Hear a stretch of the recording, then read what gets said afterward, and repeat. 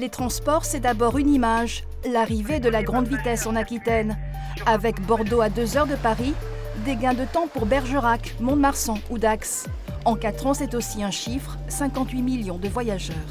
J'utilise le TER, j'utilise également le TGV pour mon travail la plupart du temps. Donc je fais très souvent la liaison entre Périgueux et Paris.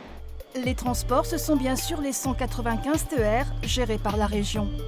Cela représente 60 000 voyageurs et 700 circulations par jour. Un chèque de 300 millions d'euros par an pour la collectivité. C'est plus pratique que le bus, le transport, donc pour ça.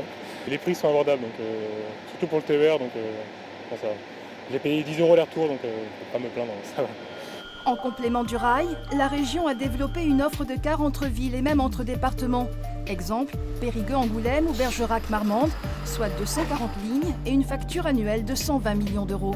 La tarification à 2 € le billet, 3,60 € aller-retour et 40 € l'abonnement mensuel, quelle que soit la distance.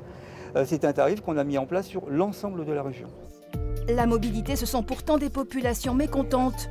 Exemple, à Saint-Mariens, un collectif demande le retour de la ligne Bordeaux-Blaye pour éviter 3 heures de galère quotidienne sur la route. Ce qui nous irrite, c'est que ça fait 15 ans que nous démontrons toute l'utilité du rétablissement du trafic voyageur entre Bordeaux et Blaye. Nous avons prouvé qu'en 30 semaines, on refaisait la voie. En 20 ans, la région a investi 1,4 milliard pour régénérer le réseau. Certains évoquent une région coupée en deux.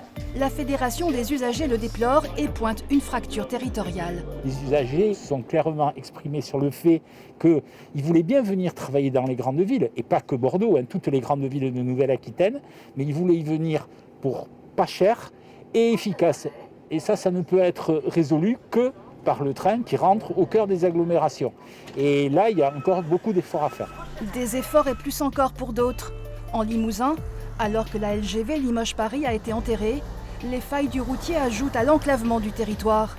Au cœur des débats, l'axe Limoges-Poitiers. Voilà 40 ans que l'aménagement de la RN 147 se fait attendre. L'État vient de donner un avis favorable. Le créneau pourrait être compatible soit avec une 2 fois 2 voies, soit avec une autoroute concédée. Depuis le temps qu'on écoute parler de 4 voies, on n'a pas l'impression qu'il y a un gros effort qui a été fait. On a l'impression qu'on est un petit peu dans cette certaine forme de léthargie. On endort un peu les gens, je veux dire. Dans la plus grande région de France, l'aérien, même hors compétence de la collectivité, reste un enjeu avec 9 aéroports. Une plateforme comme Poitiers affiche des lignes à bas coût, mais également une ligne d'obligation de service public. L'acteur justifie son existence. On est un petit aéroport, mais on a notre raison d'être, et notamment sur des activités de désenclavement, et c'est tout le principe de la ligne sous OSP et des passagers sur Lyon. On assure une liaison transversale qui permet de désenclaver Poitiers, de ne pas être tributaire complètement de l'axe Paris-Bordeaux. Économie ou écologie, les transports, second budget de la Nouvelle-Aquitaine, n'en ont pas fini d'alimenter le débat politique.